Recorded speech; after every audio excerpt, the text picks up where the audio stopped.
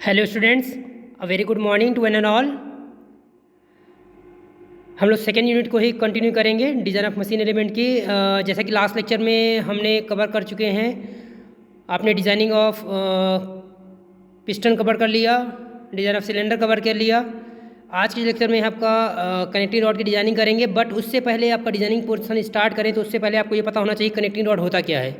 Okay, so let's start from the connecting rod introduction part. Okay, so the connecting rod consists of an eye at the small end to accommodate the piston pin, a long shank and a big end opening split into two parts to accommodate the crank pin. That means आपका यहाँ पे connecting rod की designing से पहले इसके construction features के बारे में बात किया जा रहा है कि कनेक्टिंग रॉड जो है आपका बेसिकली 3 पार्ट्स में रहता है। एक आपका स्मॉल एंड रहता है जो आपका स्मॉल आई कह सकते हैं आप, एक उसके बाद एक लॉन्ग पोर्शन आपका रहेगा, लॉन्ग शैंक कहलाता है, और एक बिग एंड है आपका जो कि बिग एंड ये आपका इसको फोर्ज करने के बाद वन पीस फोर्जिंग करने के बाद इसको बीच से आपका कट करते हैं। कट करने के बाद आपका बोल्ट के थ्रू इसको इंसर्ट करते हैं, मतलब कि असेंबल करते हैं। ओके, देखिए यहाँ पे The construction of the connecting rod is illustrated in following figure. The basic function of the connecting rod is to transmit the push and pull forces from the piston pin to the crank pin. That means जो main function होता है आपका connecting rod का वो ये कि जो piston का जो reciprocating मोशन है, यानी कि जो यहाँ पे फोर्स आपका एग्जर्ट हो रहा है आपका due to gas pressure on the piston, वो फोर्स आपको पिस्टन पिन के थ्रू आपको क्रैंक पिन में ट्रांसमिट करना है। और इन दोनों के बीच में जो इंटरमीडिएट लिंक आता है वो आती है connecting rod. Okay, so the connecting rod transmit the reciprocating motion of the piston to the rotary motion of the crankshaft. That means जो आपका पिस्टन का reciprocating motion है वो आपका क्रैंक के रोटरी मोशन में कन्वर्ट करता है, इसी को ट्रांसमिट करता है कौन? Connecting rod. और इस ट्रांसमिशन के दौरान जो कनेक्टिंग रॉड का जो मोशन रहता है वो ऑस्किलेशन रहता है, ऑस्किलेट करती है ये, ठीक है। It also transfers lubricating oil from the crank pin to the piston pin and the provides a splash or jet of oil to the piston assembly. That means आपका यहाँ पे जेट ऑफ ऑयल आपका piston assembly को provide किया जाता है, वो भी आपका फंक्शन होता है किसका? कनेक्टिंग रॉड का। बट जो मेन आपका रोल रहता है वो लुब्रिकेटिंग ऑयल का या लुब्रिकेशन का, कि जो आपका क्रैंक केस में आपका जो सम्प लेवल में आपका लुब्रिकेटिंग ऑयल फिल रहता है वो आपको पिस्टन क्या बोलते हैं, दैट मीन पिस्टन पिन से आप क्रैंक पिन से पिस्टन पिन की ओर ट्रांसमिट किया जाता है with the help of connecting rod. Okay, उसके लिए आपका बेसिकली बता दूं there are two types of lubrication. एक आपका स्प्लैश लुब्रिकेशन होता है, दूसरा आपका फीड प्रेशर लुब्रिकेशन होता है, ठीक है, जिसके बारे में आगे हम डिटेल में चर्चा करेंगे। Most internal combustion engine have a conventional 2 piece connecting rod. Generally जो भी कंबशन इंजन होते हैं ऐसे इंजन, वहाँ पे आपका 2 पीस कनेक्टिंग रॉड हम यूज़ करते हैं। The whole rod is forge in 1 piece. बनाया आपका ये वन पीस फोर्जिंग ही की जाती है, बट बाद में इसको आपका बेरिंग कैप से इसको कट ऑफ कर देते हैं, आपका 2 पीसेस ब्रेक कर देते हैं, फेसिंग करते हैं और फिर बोल्ट जॉइंट के थ्रू इसको असेंबल करते हैं, ठीक है। और जो फाइनल असेंबली करते हैं आपका, उसके दौरान आपका जो मशीनिंग करते हैं आपका बिग एंड की, ठीक है, ताकि आपको सरफेस फिनिश अच्छी मिल सके। The small end of the rod is generally made as a solid eye and they machined. मतलब कि जो आपका स्मॉल एंड है आपका वो सॉलिड आई पोर्शन रहता है, बाद में उसको मशीनिंग करके उसको हम हॉलो पोर्शन तैयार करते हैं ताकि इसमें हम लोग पिस्टन पिन को आपका इंसर्ट करा सकें, ठीक है, क्लियर है। नेक्स्ट देखिए यहाँ पे the connecting rod is subjected to the force of gas pressure and the inertia force of the reciprocating part. जो आपका कनेक्टिंग रॉड है आपका, इसमें जो फोर्स अप्लाई होता है ये आपका ड्यू टू द एक तो गैस प्रेशर जो कि पिस्टन फोर्स लगता है वो, और दूसरा आपका इनर्शिया फोर्स लगता है। तीसरा इन्वॉल्वमेंट आपका एक और रहता है आपका साइड थ्रस्ट जो आपको लगता है, ठीक है, ड्यू टू आपका ऑस्किलेशन साइड थ्रस्ट आपका जो इंड्यूस होता है वो भी कहीं ना कहीं आपको इसमें कनेक्टिंग रॉड में लगता है, ठीक है। The materials use for the connecting rod are either medium carbon steel और एलॉय स्टील। कहने का मतलब ये है कि जो मटेरियल हम लोग यूज़ करते हैं इसमें या तो आपका मीडियम कार्बन स्टील यूज़ करते हैं या फिर आपका एलॉय स्टील करते हैं। ये भी आपका डिपेंड करता है कि किस पर्टिकुलर पर्पज़ के लिए हम इसको यूज़ करने वाले हैं। तो जो मीडियम कार्बन स्टील है आपका, उसमें जनरली जो कार्बन परसेंटेज रहता है वो आपका 0.35% टू 0.45% रहता है। जबकि एलॉय स्टील के बारे में बात करूँ तो वहाँ पे जो कंपोजिशन यूज़ करते हैं हम लोग निकल क्रोमियम या फिर क्रोमियम मोलिब्डेनम स्टील यूज़ करते हैं। किसके लिए? एलॉय स्टील के लिए। अब देखिए जो आपका मीडियम कार्बन स्टील है वो जो यूज़ की जाती है वो हम करते हैं किसके लिए? आपका जो इंडस्ट्री में जो इंजन यूज़ करते हैं वहाँ पर। जबकि जो एलॉय स्टील आपका यूज़ की जाती है कनेक्टिंग रॉड में वो आपका ऑटोमोबाइल इंजन्स के लिए या फिर आपका एरो इंजन्स के लिए यूज़ किए जाते हैं। क्लियर है? ओके, आगे देखिए यहाँ पर कंटिन्यू करेंगे। There are two methods of lubrication of bearing at the two ends. दोनों एंड्स पे जो बेयरिंग लगी है आपका, चाहे स्मॉल एंड बेयरिंग हो चाहे बिग एंड बेयरिंग हो, दोनों में ही आपका जो लुब्रिकेशन के लिए आपका there are two methods. First one is the splash lubrication and another one is the pressure feed lubrication. तो जो स्प्लैश लुब्रिकेशन होता है उसमें a spot is attach to the big end of the connecting rod and set at an angle to the axis of the rod. जो rod की axis है उसके perpendicular direction, उसके पर्टिकुलर किसी एंगल पे क्या करते हैं हम लोग वहाँ पे स्पॉट को फिक्स करते हैं।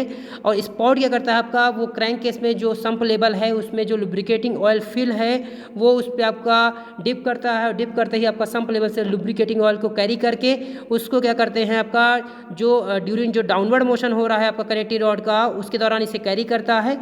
फिर इसको आपका ड्यूरिंग अपवर्ड मोशन इसको स्मॉल एंड से लेकर के आपका, मैं ये कहूँ कि पिस्टन एंड से लेकर के आपका क्रैंक एंड से आपका जो क्रैंक पिन है उससे इसको पिस्टन पिन की ओर मूव कराता है। जबकि in the pressure fed lubrication, pressure feed system में क्या होता है, oil is fed under pressure to the crank pin bearing through the holes drilled in the crank shaft. यानी कि जो आपका प्रेशर फीड लुब्रिकेशन होता है उसमें क्रैंक शाफ्ट के अंदर एक आपका होल किया जाता है और उसके थ्रू आपका हम लोग यहाँ पे जो लुब्रिकेटिंग ऑयल है उसको फीड कराते हैं। From the crank pin bearing the oil is fed to the small end, मतलब क्रैंक पिन बियरिंग यानी कि जो स्मॉल एंड है वहाँ पे आपका इसको लुब्रिकेटिंग ऑयल को फीड कराएंगे। उसके बाद आपका जो पूरे शैंक में आपका जो ड्रिल्ड होल किया जाता है उसके थ्रू कनेक्टिंग रॉड में पूरी तरह से लुब्रिकेटिंग ऑयल को पास कराते हुए कहाँ पे ले जाएंगे, ऊपर पिस्टन पिन पे ले जाते हैं। क्लियर है? The length of the connecting rod is an important consideration. अब इसकी लेंथ के बारे में बात किया जाए तो जो लेंथ है आपका वो भी एक इंपॉर्टेंट रोल प्ले करता है, क्योंकि आपको कहीं ना कहीं जो सिलेंडरनेस रेशियो रहता है यानी कि जो L/R रेशियो है पर्टिकुलर कनेक्टिंग रॉड का वो भी बहुत इंपॉर्टेंट रोल प्ले करेगा। क्योंकि कई बार क्या होता है यदि आपका जो रेशियो है L/R, यदि वहाँ पे जब ये क्रैंक रेडियस के कंपैरिजन में जो लेंथ है वो बहुत ज़्यादा शॉर्ट हो जाती है तो उस केस में क्या होता है बहुत ज़्यादा ग्रेटर एंगुलर स्विंग जनरेट होती है, जिसके परिणाम स्वरूप क्या होता है जो साइड थ्रस्ट है वो पिस्टन पे बहुत ज़्यादा इम्पिंज करता है, बहुत ज़्यादा आपका साइड थ्रस्ट बहुत ज़्यादा जनरेट होता है। ठीक है, तो जनरली जो आपका हाई स्पीड इंजन्स होते हैं वहाँ पे जो रेशियो होता है आपका length to the connecting rod यानी कि जो L/R रेशियो रहता है वो जनरली आपका 4 या उससे कम लेते हैं। जबकि जो लो स्पीड इंजन्स होते हैं वहाँ पे जो L/R रेशियो रहता है वो आपका वैरी करता है 4 to 5 के बीच में। क्लियर है? तो जो L/R रेशियो है ध्यान रखिएगा ये, क्योंकि आगे भी इसका एक इंपॉर्टेंट रोल है। जब आप यूलर्स इक्वेशन लगाते हैं या जब हम इसकी डिजाइनिंग करते हैं कॉलम स्टड के बिहाफ में तो रैंकाइन फार्मूला यूज़ हुआ होता है, तो वहाँ पे भी ये सारी चीज़ें आपका रोल प्ले करती हैं। Most of the connecting rod in high speed engines have an I section. Generally जो आपका दैट मीन्स जो कनेक्टिंग रॉड है ओके वहाँ पे ये आई सेक्शन हम लोग यूज़ करते हैं। रीज़न यही है कि आई सेक्शन में आपका बीच में जो एक्स्ट्रा पोर्शन है वो आपका एक्स्ट्रा मटेरियल रिमूव कर देते हैं। उससे क्या होता है कहीं ना कहीं आपका जो वेट है वो कम होता है और साथ ही साथ आपका इनर्शिया फोर्स भी कम लगता है। It is also easy for forging, ये इसको फोर्ज करना भी आसान है। Most rods have a rifled drilled hole throughout the length from the small end to the big end. Okay, so to carry the lubricating oil to the piston pin bearing in low speed engines circular cross section is use. तो हम लोग इसके लिए क्या करते हैं circular cross section का use करते हैं। क्लियर है? आगे देखिए यहाँ पर यदि बकलिंग की बात करूँ मैं, buckling of connecting rod. So the connecting rod is a cylinder engine component that has a considerable length in proportion to its width and breadth. मतलब कि जो इसकी लेंथ है आपका और ब्रेड्थ हो गया और ब्रेड्थ हो गया, इन तीनों का एक डेफिनेट रेशियो रहता है।